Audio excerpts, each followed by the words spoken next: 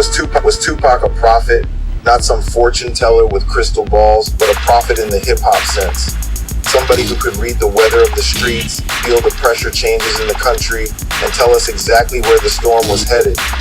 But here's the thing nobody talks about. I lived through that storm. Me and my crew in Grand Rapids, Michigan watched it all go down in real time, and I'm here to tell you what really happened. Start with the foundation. A mother who was a panther. A son raised inside kitchens where politics was a survival skill, not a hobby. A teenager trained in theater and poetry who learned breath control before he learned budgets and billboard charts. That mix created a performer who could shift from tenderness to teeth in one bar. That was the soil, and that soil was fertile ground for what the industry was about to plant. Back in 1989, when I first saw Tupac with Digital Underground doing Same Song and the Humpty Dance, hip-hop was different. We had conscious rap dominating everything. X-Clan, KRS-One with You Must Learn, Poor Righteous Teachers, Public Enemy making us think. That was the soundtrack. Then all of a sudden, NWA bust through the door and took over everything. Just like that. One day we're learning about stopping the violence. The next day we're getting schooled on how to be gangsters. I know now what I didn't know then. The music industry was influenced by the prison industrial complex, and they paid artists to push negative stereotypes. I saw it happening, but I didn't understand the machinery behind it. Here's what made Tupac different for us in Grand Rapids. MC Breed. Breed was from Flint, Michigan, and he was the only rapper we had representing the Midwest at that time. The only other group to come out of Michigan before that was the KMC crew with The Devil Came Down to Michigan. So when Breed dropped his big hit Ain't No Future in Your Frontin', and then followed up with Gotta Get Mine featuring Tupac, that was our direct line. That made Tupac feel like he could represent Midwest kids too, even though he was West Coast. Me and my crew, that's Luther, also known as Vicious Dog, Keith, also known as Mr. Clever, and me, Kelly Noel, also known as Quaver. But back then, didn't become Quaver till way later. We were GFN, my rap group. We were introduced to hip-hop through the East Coast, but we became West Coast fans. We had to pick a side because the Midwest had no representation except for Breed. Thug life was never only a tattoo. It was an equation. The hate you give little infants affects everybody. You feed kids poverty, bad schools, red line blocks and sirens. You give bitterness that eventually spills back over the whole city. He was not just bragging, he was warning. He was mapping cause and effect like a street scientist. But here's what happened in real life. That equation became a requirement.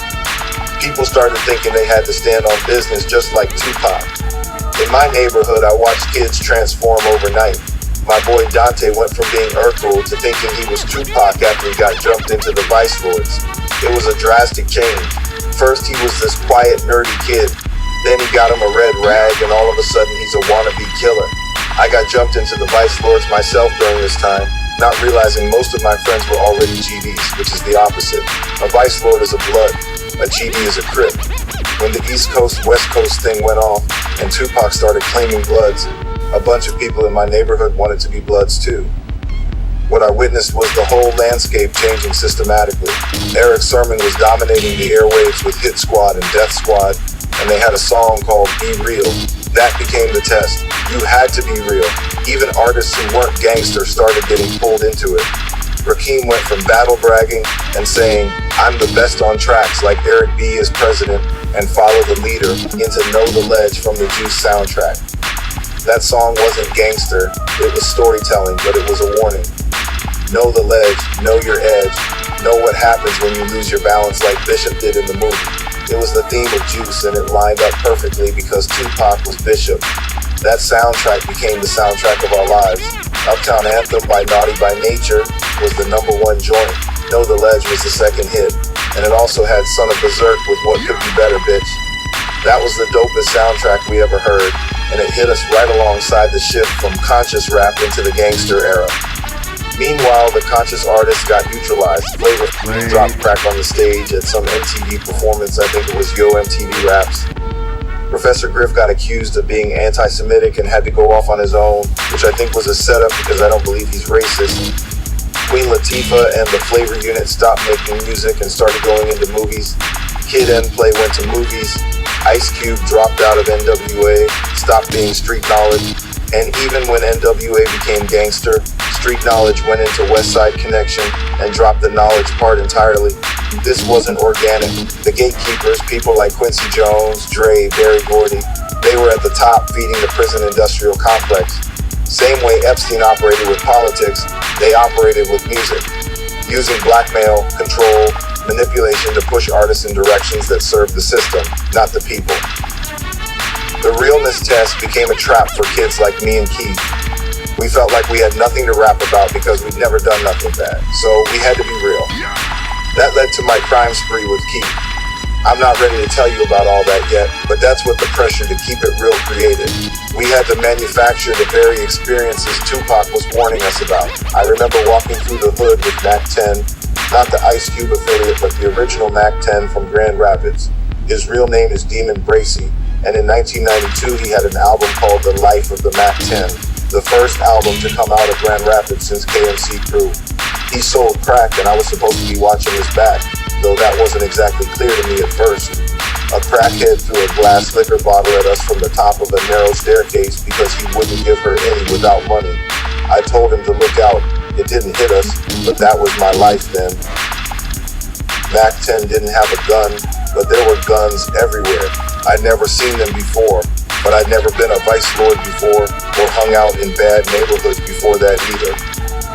Soon after Mac 10's album, Ice Cube came out with his Mac 10, and that guy said anybody else named Mac 10 better change their name to Mac 11 or some shit because he's the only Mac 10 now. Because my Mac 10 was a fan of Ice Cube and had respect for him as the originator of gangster rap, he eventually dropped the Mac and changed it to 10, later changing it to Tension. But he was the original Mac 10 with an album out before that other Mac 10 from West Side Connection. Listen to Tupac's records in order, and the prophecy is practical. On the first solo album, he's laying out scenes so familiar now it hurts. Stop for Nothing, Hands on the Wall, a badge that feels like a threat.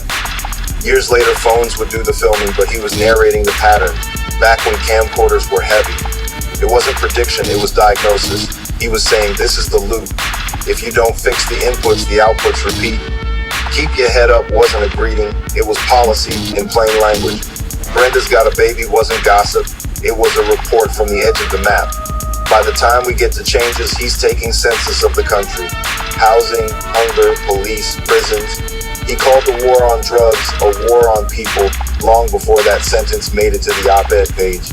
He said America wasn't ready for a black president. Then a few years later, the country elected one. Even his movie roles were essays. Juice warned us about charisma without conscience. That smile becomes a weapon if there's no anchor underneath. When he played Bishop, we thought he was Bishop. When Menace to Society came out, we all wanted to be O-Dog. That was the pattern being put on us, taking us from conscious rap into the gangster lifestyle and drug movement. But there was resistance. I knew a little black kid, can't remember his name, but when I told him how much I love Tupac, he said Tupac scares me. That only God can judge me stuff. I'm Baptist and I'm not allowed to listen to anything like that. There were people like that, but at my age, he didn't want to resist it. I believe Tupac was a puppet and he was being blackmailed by someone in the industry, probably Quincy Jones. I think Quincy was the Epstein of that time, and he had Michael Jackson, Tupac, Fresh Prince, and a bunch of people he controlled. That would explain the contradictions in Tupac's persona, the conscious, articulate activist versus the thug-life image. If he was being pushed in directions that weren't entirely his choice, that internal conflict might have been part of what made him so volatile. The accepted version of his death is simple: a fist fight in Las Vegas after a heavyweight bout, a white Cadillac, a red light, a burst of gunfire at Flamingo and Koval, 6 days in a hospital, 25 years old, and the genre grows 10 years older overnight. The story keeps moving in a Nevada courthouse as we speak. Keith D finally got indicted in 2023 for his role in the murder decades after the fact. But here's what I believe really happened. Tupac died because he wanted to turn thug life into a political movement and get political power. He was starting to get donations. By 1996, he had the platform, the following. and the resources to potentially create something bigger than entertainment. A politicized Tupac with actual organizational backing could have mobilized all those young people who were following his every move but toward political action instead of lifestyle imitation. That was too much power for the gatekeepers. He said he might not change the world, but he would spark the brain that would. Set that sentence on the table. Now look at the sparks. A Compton poet builds an album that ends in a conversation with Tupac's voice. Kendrick Lamar weaving archival interviews into Mortal Man that sounds like two timelines talking at once. A Mississippi writer names a novel after that thug-like equation. Angie Thomas with The Hate U Give enhances a generation language for grief, protest, and policy. The trail is there. Spark, flame, fire. So was Tupac a prophet? In the church sense, that's for preachers. In the hip-hop sense, absolutely. He called the weather, and the storm showed up. He mapped the loops, and the loops kept looping. He told you how greed would twist America, and you watched it happen. He said art could weaponize empathy, and it did. But here's the real prophecy. He showed us how the system works, how they take your most powerful voices and either control them, corrupt them, or eliminate them, how they turn your heroes into products, your movements into marketing campaigns, your resistance into their profit. Profit isn't a statue word, it's an assignment word. If the song you're writing, the show you're building, the block you're sweeping, if any of that got oxygen from his catalog or courage from his interviews, that's the proof. The spark jumps. The circuit works. The light is on. But now you know what they don't want you to know. The system that tried to control him is still operating. The prison industrial complex is still feeding. The gatekeepers are still at the gates. The real question isn't whether Tupac was a prophet. The real question is, what are you going to do with the prophecy? Until next time, try and enjoy the daylight, but keep your eyes open in the dark. This is Quaver TV, where we tell the stories they don't want told, from the perspective of people who lived them. If you were there, you know. If you weren't, now you do.